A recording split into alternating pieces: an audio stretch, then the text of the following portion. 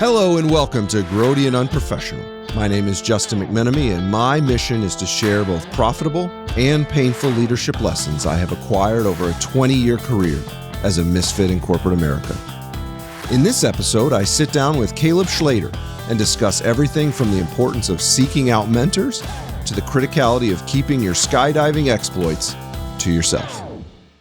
Today, I am joined by a longtime friend of mine, Caleb Schleder. Now, Mr. Schleder is neither grody nor unprofessional, but he has been gracious enough to join me today to discuss his passions, his experiences, and his lessons along the lines of leadership. Welcome, Caleb, to Grody and UnPrOfesSiOnAL. Thank you. I don't think I fully agree that I'm not grody or unprofessional. I think I fall into those categories several times. Okay, well, that's your assessment. We'll go with it. We'll let you make the assessment on that one. So, Caleb, just by introduction, tell us a little bit about yourself. I'm from Central Illinois. I grew up on a farm, so that's the unique thing about me. That's an actual working farm. It still is active. Farm with my dad and my grandpa. I've also gotten the opportunity to figure out new and interesting ways of learning how to lead within an organization. I'm a young leader. I've gotten to do a lot in my early career, and that's been so much fun to just kind of grow and experience a lot of different things. I also love my family to death. I've got 2 little girls. They're amazing. I've got an amazing wife. She's the reason that I'm the man I am today, and so that's kind of a little bit behind me. Awesome. Now, as I said at the beginning, I've worked with you for a number of years. Yeah. I've gotten to know you pretty well. I think if we ask people that know you to describe you with one word, I'm pretty sure passion would be the word that comes up. What spawned your passion and pursuit of understanding and improving as a leader, improving as an inspirer of others? I would say what really spawned it was seeing individuals receive the glory from things that I've been able to help them see, help guide them to. Like when they get the trophy at the end of the day, and you're not getting any of that glory, but you're seeing them succeed and be successful and just go to the next level. Like that's infectious. Yeah. It changes something within your heart where you're like, oh, I want to chase that more and more and more. Yeah. And so that was really the thing that brought me passion when it comes to leadership. I mean, people talk about my passion a lot when it comes to farming and when it comes to taking care of other people. But when it really comes down into growing and developing others, seeing them take it to the next level was just an immense amount of what's the word I'm looking for? I would say just an immense amount of pride for that individual and seeing them just really bloom in their own. Yeah. So really as a leader, your main passion is to make other people successful and the joy that you get personally out of seeing others succeed. Yeah. For me, I spent a lot of time in my early career doing things for myself. Sure. Building up my career. And the glory that comes with that is a good feeling, but nothing can touch the glory of seeing somebody else succeed, in my opinion. When did that start to transition? I think most people, as they graduate from school, it's really about building your portfolio, independent of which way you go. It's your portfolio, your experiences, and it's not that you even have to be a glory getter to create that portfolio, That's right. But there's a very individualistic lens under which most careers start. For you, how did that transition? How did you find the joy of making much of Caleb and transition it to making much of others in your organization? I think it really started early. I was part of this organization for about 10 years. And in the first 5 years, I felt this desire to grow my portfolio, as you put it. Then I got added to a team, and this team was one of those unique groups of individuals that you hear about, you get 1 or 2 of in your entire career. They trusted each other. It was high ownership. It was an organization that was really about furthering the mission and the goal of a vision that was placed in front of us, and everybody was for each other in those moments. There was nobody who was really trying to position each other in front of another person. It was always, I'm going to take a step backwards so you can be positioned in front. And that team for me was I wanted to bottle it up. I wanted to have that the rest of my career. For me, it was how do I replay this same type of thing over and over again in my career? Yeah. And it really started with a mentor of mine. His name was Kevin. He was one of those individuals that built a team that was around trust, that built a team around a common vision and made it to where we were not in competition with each other. We were in competition with excellence. We were in competition with getting better. Yeah. And that was huge for me. That's really what started my passion. And I'm so thankful that it happened early in my career. Right. Because I stopped chasing my own glory early and started chasing glory for others. And just personally, it's so much more fulfilling. Do you think an organization like that, the organization you described, where everybody is really competing against excellence, not competing against each other, I like the way that's phrased, does that have to be driven from the top? Or can a person inside of a broader organization, can they manifest that locally? I think it can be manifested locally. I think if you have the ability to have good conversation with each other, blunt conversation, transparent, but at the same time be caring and careful with the relationship and know what that vision is. That vision could be derived from the individual. You may not have to have it passed down to you, but it has to be communicated and shared amongst the team. Yeah. And at that point, I think you can develop the team outside of the leader saying this is the type of culture we want. Right. That was somewhat of the case in that previous organization. Mm-hmm. We were kind of this. They called us cowboys or outlaws because we were we didn't fit the mold of what was expected in that type of an environment. But at the same time, we were successful because we were working together as a team. And Kevin, who was the leader of that group, he stayed with the troops as much as possible. Yeah.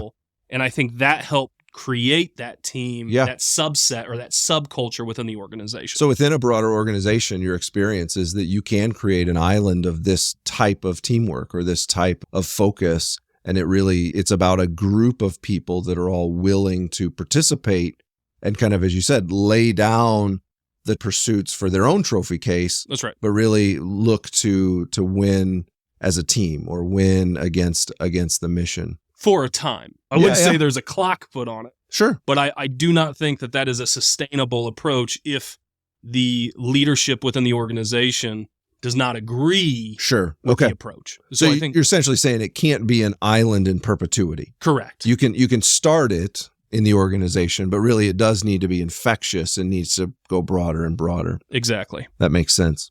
So I love the topic of mentors. All of us, we start our career and really knowing that we need to find a mentor. Nobody told me that in school. Nobody told me that coming in.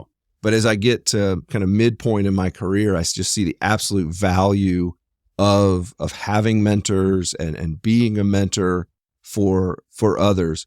What do you look for in a mentor? Oh, a lot of things.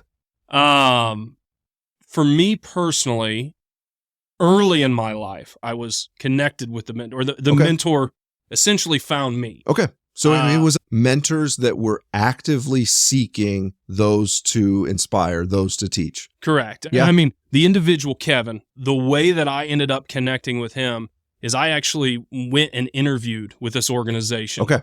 And when they did the interview, it was a gauntlet. So you did 8 hours. Each hour was an individual leader within the organization that you would do the interview with. And 7 out of the 8 were all the same questions. Sure.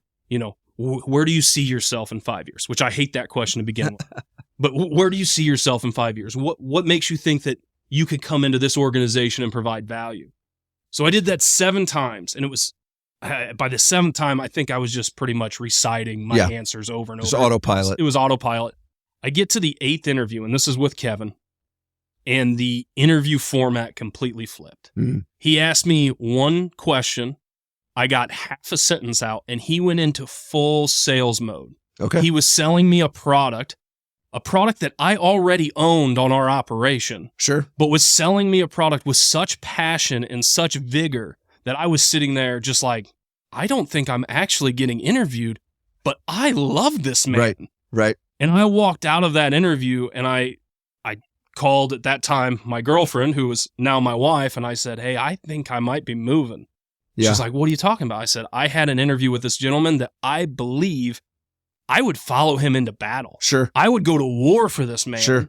And I want to learn as much as I can from him. Yeah. And so one of the things that, to answer your initial question, is I ran into Kevin by chance, but the thing that made me want to learn more from him, the thing that made me want to pursue his mentorship, was his passion, was his willingness to be before others, be willing to teach and educate and grow. And for me, that was huge, especially as somebody who's coming in straight out of college, who may not have had the best self-awareness to know I'm truly not prepared to step into this environment. I need somebody to help guide me.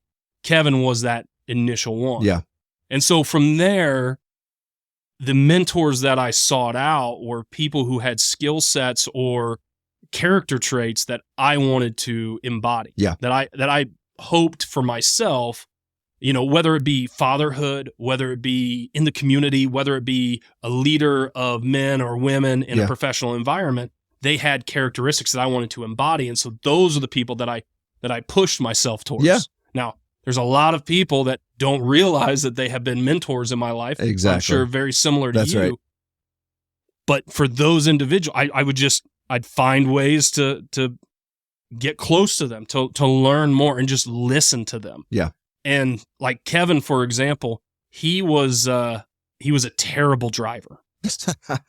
Terrible driver. So what I ended up doing was I drove him everywhere. Yeah. And in that situation, I was able to ask questions of an industry, just an industry giant, in my opinion. And those many hours on the road built just this insight and understanding of an industry that I never had walking into it. Yeah. I had a similar experience. I also started my career at a large organization.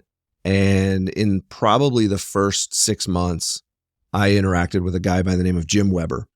He stood out so much amongst the 1,000 engineers inside of the organization.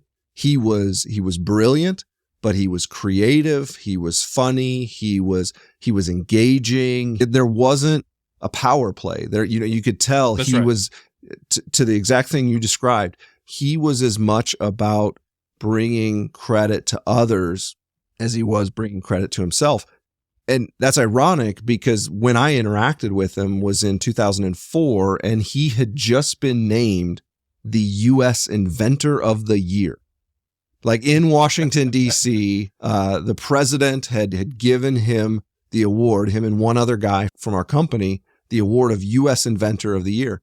But he was one of the most humble, caring, sharing, teaching guys that I ever interacted with. I remember this distinctly, very similar to what you said. I thought to myself, you know what? I don't care about building my brand. I don't care about building my experiences. I just want to learn from this guy. Yeah. Forget the career ascension, forget the career progression. I just want to learn from this guy. And I actually went to him and I just said, hey, I know this isn't a real job title. Can I just be your helper? Whatever projects you're working on, I don't care what salary grade it is. I don't care where it is in the structure. I just want to help you. Yeah. And learn from you. And of course, being a humble guy, he's like, no, you don't want to do that. I still wish to this day he would have taken me up on that offer. But it's a very similar thing. It's when you see somebody farther downfield that has the attributes and the passion, and you say, man, that's the type of person that I want to grow up to be. That's right. So now let's flip the coin. You're well into your career, not as well into your career as I am, but you're a veteran. I think by any professional status, you would be called a veteran. As you think about mentoring those coming behind you, you said that Kevin was actively seeking to mentor people. Do you take the same approach? Yes. Yeah. For me, it goes back to where my heart and my intent is in growing and developing people. I see that as my number one responsibility within within an organization, within a relationship, whether it's a couple that's in a married small group or anything of that sort. It is my hope that the things that I've experienced and I've lived through, that I get to hand that off to somebody else for them to grow. Whether they take the advice, whether the advice is good advice or they're like, that's bad advice. Sure. If it helps them, I'm extremely ecstatic about that. And so I do try to take an active approach. There's individuals within the organization I work at currently that I am consistently having just conversation with. There's no major agenda. I know what's on their heart. I know what they're working towards through conversations I've had previously. And then I give them my experiences. And it's not a way for me to gloat. Oftentimes I'm giving them the experiences that did not pay off in my favor, did not go in the right direction, but at least some of the blooper reel. Some of the blooper reel. Right. And those are some of the most effective. Absolutely they are. Coachings and teachings is because you're not standing there from a position of I was the hero. Yeah. It was I failed, but I don't want you to fail in the same way I did. And so I would say most of the time, monthly conversations with those that I'm mentoring, if they do have a traditional or a formal cadence, we could do it monthly. Yeah. There are a lot of times where the individuals that I am mentoring is not a formal cadence. And there are some similar to where there were mentors that did not know that they were my mentor. Yeah. There are mentees that do not know that they are considered in my heart a mentee. Yeah. And I think that's great. I think that's a really a good way to walk through life. Yeah. I think so similar for me. You know, I'm so thankful for those that have shared their experiences with me. I desire, and really part of this podcast is to provide a forum for myself and guys like you to share your experiences as well. One of the things that I always appreciated of guys that mentored me, and I try to do the same, is to show your work, to show the calculus, right? I remember as a kid going through math class and make sure you show your work. Make sure you show your work. You can't just write the answer down and circle it. You don't get full credit for that. And I remember as a kid just being frustrated. I know the answer, just write the answer down. Let's move along. I don't want to waste time, right? But part of what was so valuable for me being mentored by others, and I try to do the same for those coming behind, is to show the work, to lay out. Not every decision is crystal clear. In fact, most of the decisions that we make as leaders are highly complex, highly nuanced. We don't have all the information available to us at the time that we have to make the decision. Sometimes a wrong decision made timely is better than no decision whatsoever. And really showing the individual, the X's and O's, all the shades of gray that go into the decision. I so valued those hours where leaders did that for me. I enjoy going to that same level of detail with those that I'm sharing my experiences with. And that's, for me, the inside baseball. That has been one of the biggest things that I have been grateful for in my recent career of leaders who have shared that inside baseball with me, because then it's giving you more and more perspective that on even problems that you haven't faced yet, correct, that you can apply further down the road in your career, or that you can apply in a different way, but for a particular situation that is tangentially related. Right. So some people listening to this podcast, I'm guessing there's going to be 5, is my guess. So those 5 people do not have access to either Jim Weber or Kevin. Yeah. What are books that you've read that through the pages have taught you calculus or have given you some of the inside baseball in leadership? So the first one that I would be remiss if I didn't mention is Jeff Henderson. Mm-hmm. Jeff Henderson is a leader and a thought leader for professional leaders. Yeah. If I can use leadership one more time, that'd be great. That'd be great. Toss it in there. Jeff wrote a book called Know What You're For. And Know What You're For is really, when I picked up the book and started reading it, I just instantly connected with the pages of, this is where my heart's at. This is actually somebody who's articulating it way better than I ever would. Sure. But it changed the game for me in a lot of ways. And it's really about know who you are doing this for. Know what you're for at the end of the day, whether that's for your customer in a business environment, for your community, for your teammates, for yourself. Like he lays it out so well. And then he has other books and other insights that he sends out in email. So Jeff Henderson is one of them. Adam Grant, big fan of Adam Grant. Yeah. Think Again. And then Jocko with The Dichotomy of Leadership and Extreme Ownership. All of those books for me have just laid a good foundation, or as I said, put words that I couldn't put together. Yeah. That just snapped a line to my leadership style, or how I approach things, or how I've been taught to approach things, as I should say. You know, as I've listened to those authors and others, there's times you come across a book and, like you said, you see words, you see paragraphs, you see content, you see chapters put together that are expressing what you've been observing, or you've expressing what you've been feeling.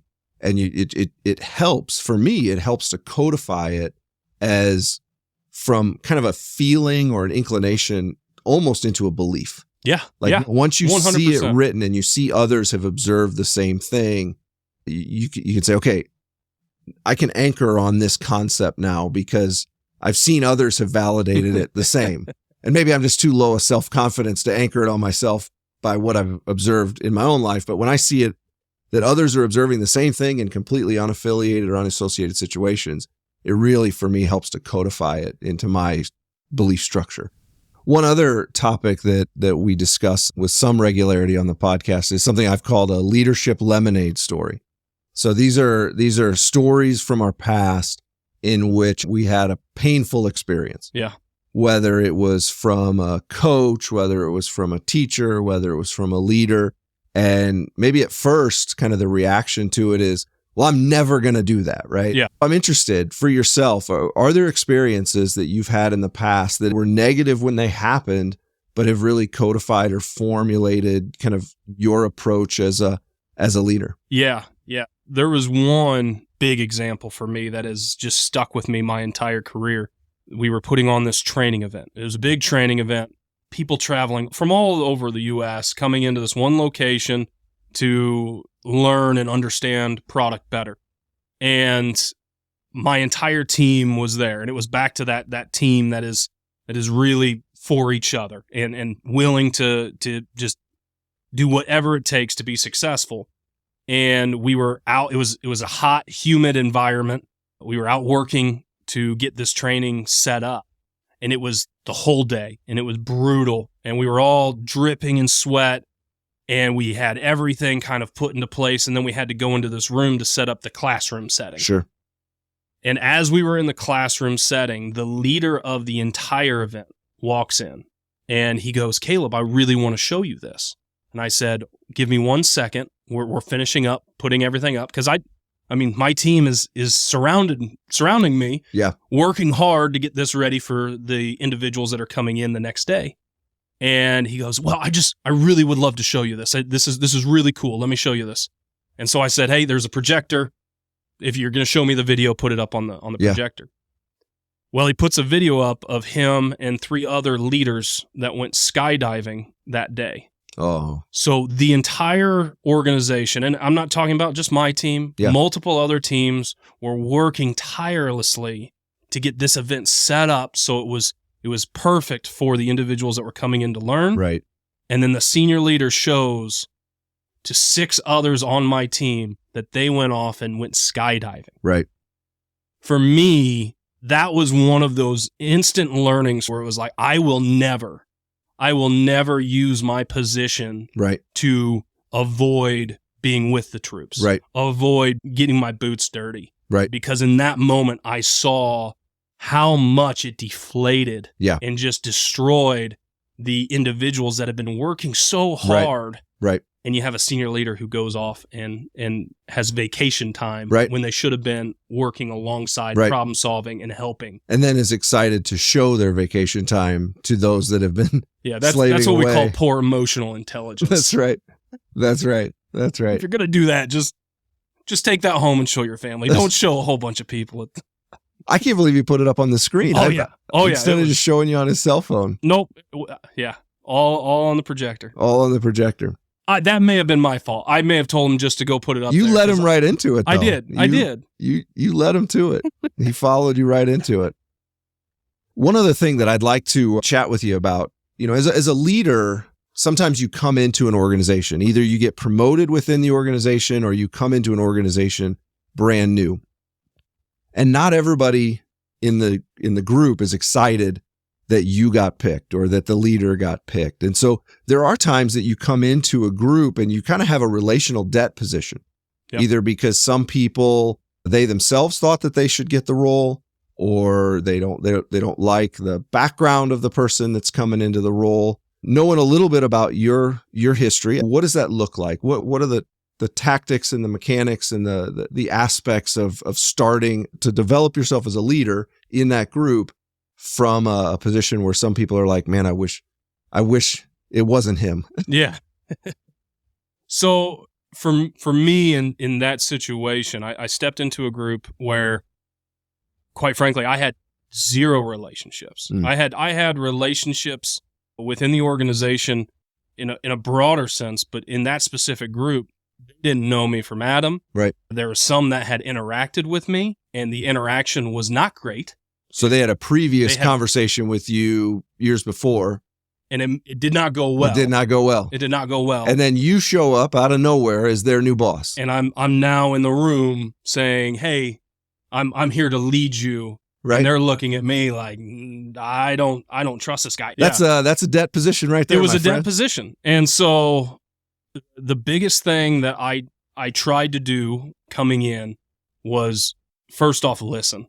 I mean, trying to assert yourself in the early moments without that relational connection, it will just cause more and more debt. So it was all about listening, understanding, taking the time to really connect on an individual level. And I'm not talking about with the direct leaders, your direct reports. I'm talking about with the entire organization.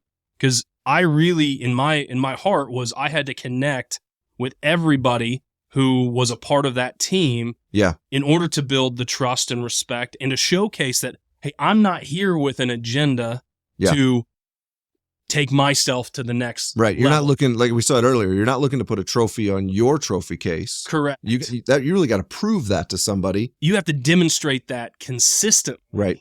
And I would even say in the first 6 months, you have to take a very strategic approach of not pursuing maybe something that you see right out of the gate that is, we can improve this, we can fix this. Because even if you have all the context in the world from outside of the group, not receiving the internal context and then going and trying to turn it on its head without that trust, without that respect, without that understanding that, hey, I'm not here to position myself for the next role. I'm not here to take away what you have built. I'm not here to I'm here to help build it alongside you. Yeah.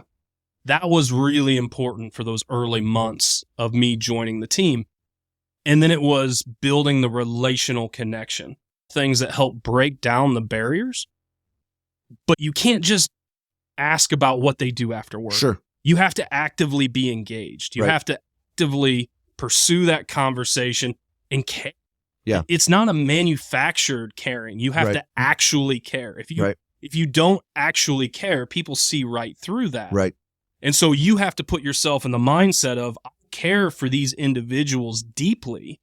And over the course of time, with your listening, with your relational building, and your ideas and helping, how do we really further the mission of this team?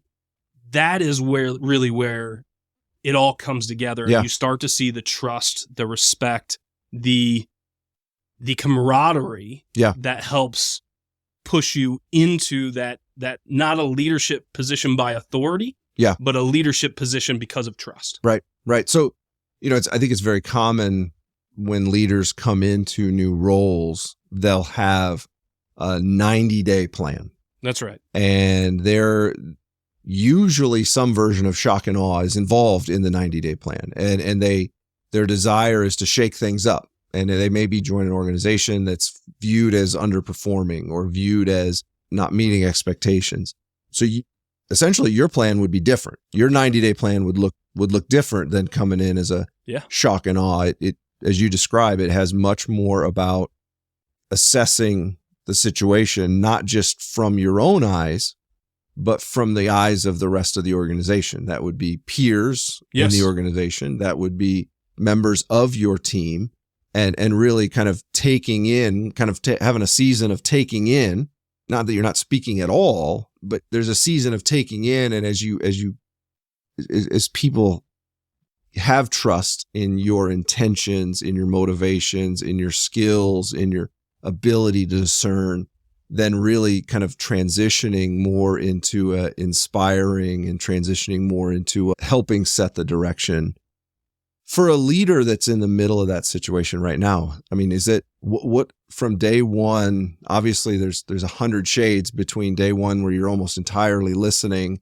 to the steady state where you're still listening quite a bit. You bet, but you're giving more direction on a scale. Is that weeks? Is that months? Is it years? What does that scale look like? I think it looks different for each situation. For me personally, it was months. Yeah, as a farmer, to come into the organization that is in agriculture, it actually gave me some credibility out of the gate. Right. So I think that accelerated me slightly. Yeah. I do still think it's months. I think it takes months in order for you to truly build that credibility and to take all the inputs in. Now, while you're taking the inputs in, that doesn't mean you just sit idly by. Correct. And just imbibe and consume. At that same time, you are strategically thinking about what are the things that I can do to help improve this area, to turn around this area. And you're through conversations, now you're making recommendations or insights that aren't taking it all the way to 100% change, but you're giving ideas and you're speaking into it. And if your idea doesn't get implemented in those first couple of months, you can't get upset. You can't say, why didn't this happen the way I wanted it to? You have to know at that point, you may not have built the trust and the credibility. That's right. Once you start seeing your ideas getting implemented, you have built that trust, you've built that rapport. Yeah. And I think the other big signal for me that, hey, I've built the trust is when team members are starting to come in and actually have open and honest, frank conversations with you. Right. Because there is this honeymoon period where everything is perfect. Sure. Everything is great in the words that are spoken out. Yes. Maybe not internally. Right. But the words that are spoken, everything's going really well. Team's doing really well. We're excited to have you, all of those words. The formalities. Right. There is a honeymoon period of that sort.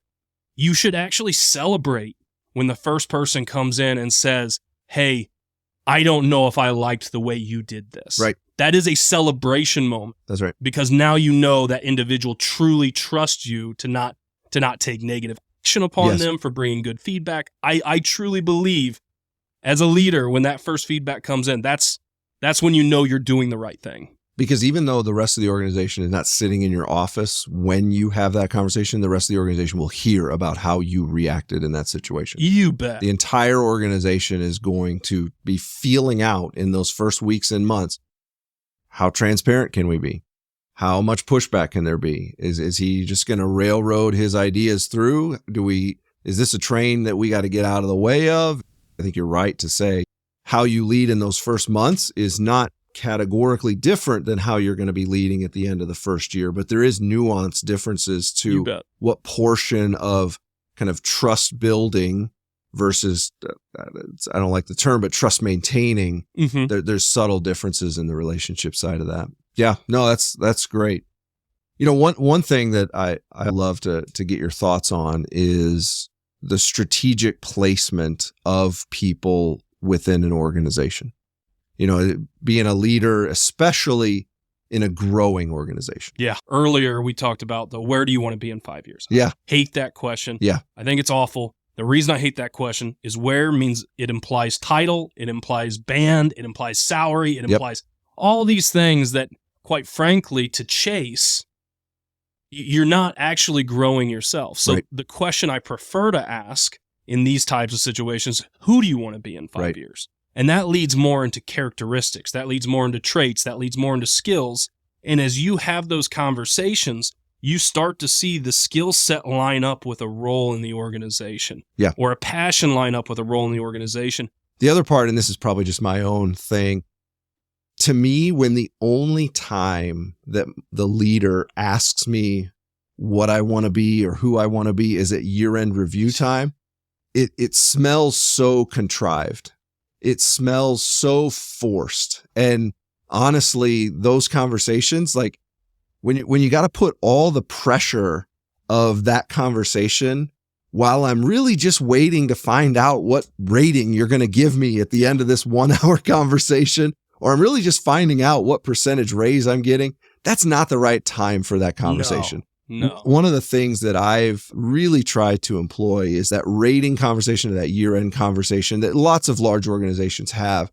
Just make it as crisp, as clean as possible.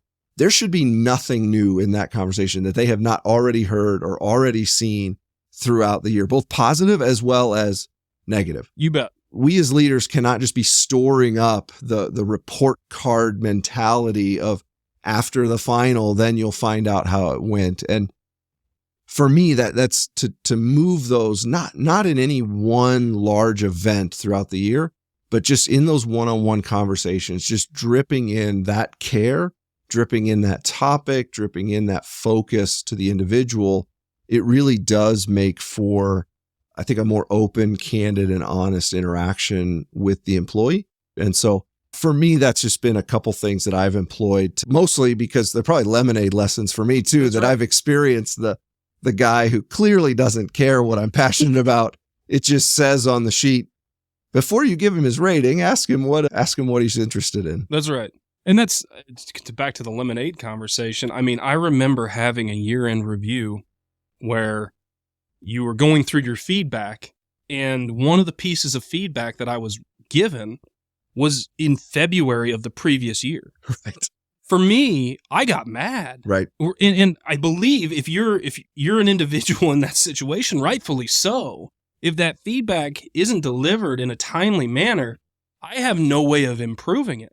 I have no way of actually taking that coaching, implementing it, and then actually getting better throughout the year. He actually delayed my progress by 9 months.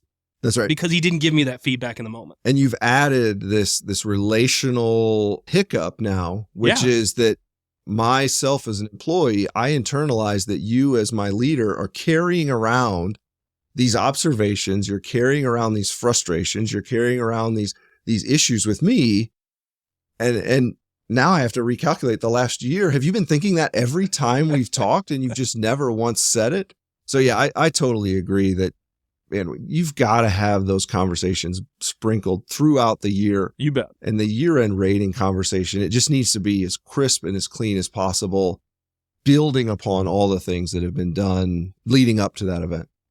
So kind of dovetailing on that, difficult conversations. Yeah. As a leader, whether you know it or not, you're signing up to be responsible in the difficult conversations and in the hard news. Talk to me about kind of your approach when it comes to difficult conversations. So for me, my approach is coach early and often. That's the biggest thing. Actually is the one, because difficult conversations, they're called difficult because nobody wants to have them. Right. And you don't know how to start. You don't know how to engage. You don't really know, what do I start saying? How do I introduce them that they're in trouble or they're not performing? For me, if you coach early and often, and what I mean is if you see something, coach it right away. Yes. That actually makes the coaching conversation much easier because now you have the real life example right in front of you, and you're able to then say, this is how I would probably pursue that in the future or change my behavior in the future. Right. If you wait, now that conversation gets more and more difficult because for you as a leader to articulate the situation, how it happened, the words that were used, that all becomes muddy over time. Right. And so for me, it's coaching early and often. And then the other tactic that I truly believe in is changing your level of coaching for an individual who is not moving down the performance Right. line.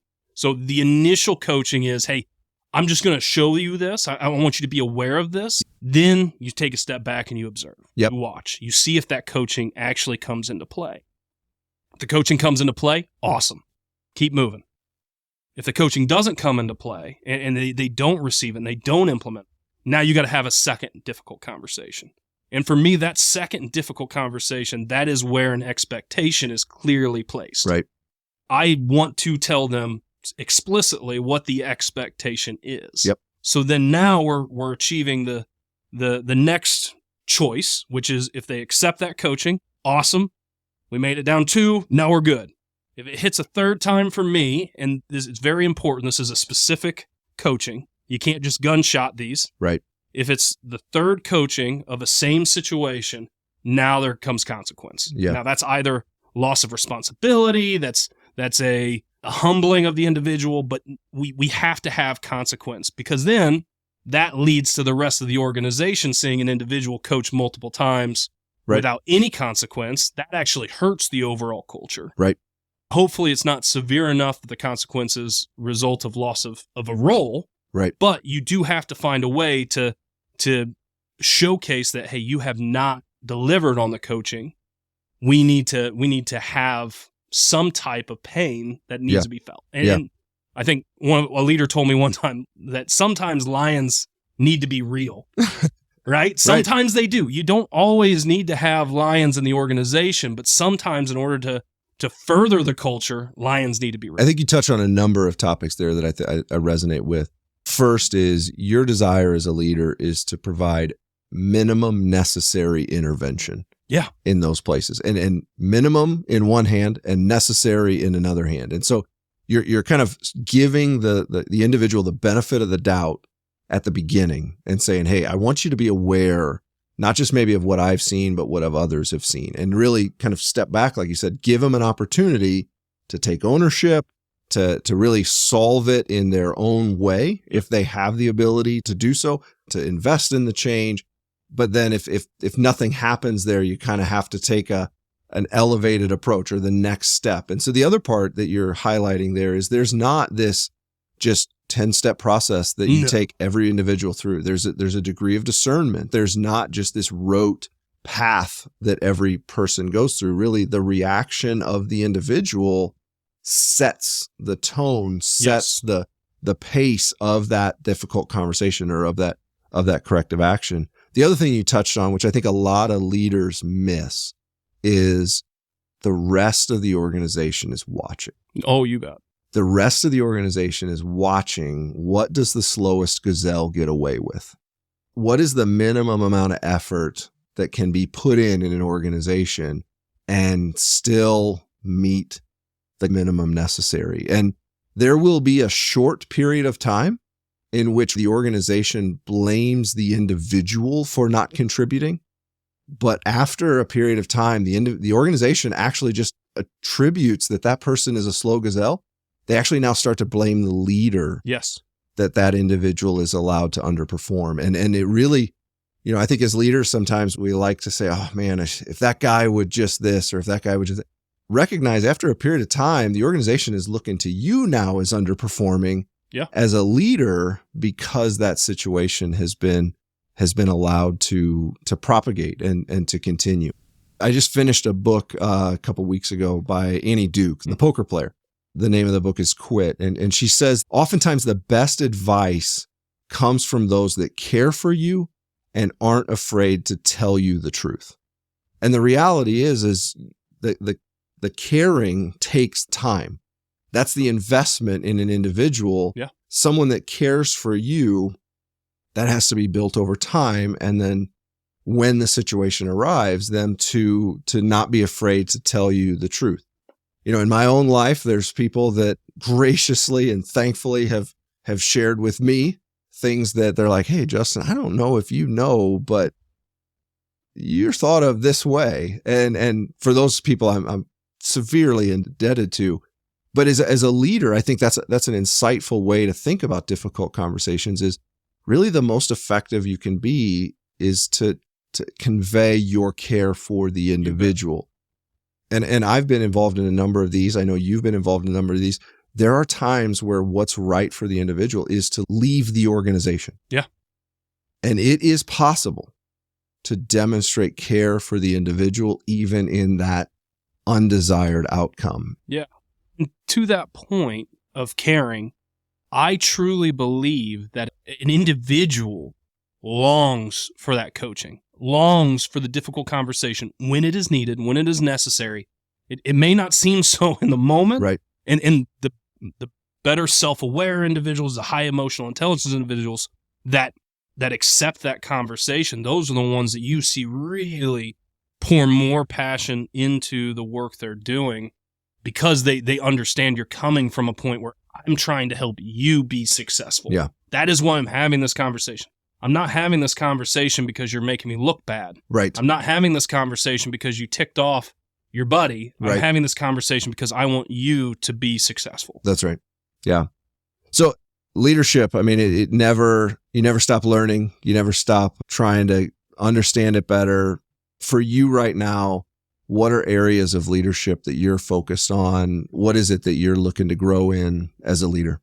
For me, the season I am in is growing my skill set and leading leaders. Yeah. And that is something that I've been in the pursuit of in the skill set and learning how to do that better for almost a full year. And so a couple of areas is going back to that inside baseball. That's been huge in terms of bringing that individual who was an individual contributor to now a people leader, preparing them for the next level. Yes. Giving them the inside baseball of decisions made and walking through the showing your work as you talked about it. That's been a more difficult transition for me than I thought. Yeah. And for me, it's how do I help that next individual get to that point? Yeah. I've had to learn some of those things the hard way. I've had to learn some of those things because of gracious leaders that I've had in my life. I want to be that gracious leader that helps guide them through that. It happens with all the areas of leadership, but it's really about how do I to the previous question, equipping them to have hard conversations. Correct. Right? If you're a leader of leaders, you now aren't in all of the hard conversations within your organization, but you want them to be governed. You want them to be run in the fashion and form that you would as a leader. Yeah. And so you're essentially teaching others how to execute on what you've been doing as a leader. Now you're equipping that next generation to lead and lead well. Yeah. What a great call out. One of the things I talk about regularly is how the day you become a leader, you need to pretty much internalize that you have a new career. Yeah. You know, you're not just the best at the individual contributor role anymore. You need to actually take on the pursuit of the craft of leadership. And I think it's a really good call out to say that becoming a leader of leaders is on the same order of change. Yeah. You know, I think oftentimes those that do ascend to be leaders of leaders kind of assume, okay, the day I go in as a leader of leaders, it's pretty much the same as the day before. I think taking that thought and basically saying it out loud, okay, when I move into a leader of leaders, this is new skill sets that I need to start acquiring and I need to lead in a different way. I think that's a really good call out, both for yourself, but for the 5 people that happen to be listening to the podcast here. Which 2 of them are our moms. That's correct. That's correct. If I can get it set up for her, she'll listen to it. But Caleb, this has been great. I really appreciate you spending the time chatting about your passion for leadership, your care for individuals, your desire to lead in a way that inspires others. I've gotten to work with you for a lot of years. I've been very inspired by your leadership approach and by your passion for people in the organization. Well, that's very humbling, and thank you for having a platform like this to share leadership practices and styles and real examples from your career and others' career. I love it. Thank you. Awesome. Thank you. For those that wish to share comments, accolades, or large sums of money, you can reach me at justin@grody.io. For those with complaints, concerns, frustrations, or accusations, you can reach Caleb by sending a self-addressed stamped envelope to Scruff McGruff, Chicago, Illinois, 60652. Thanks for your time. Let's do this again soon.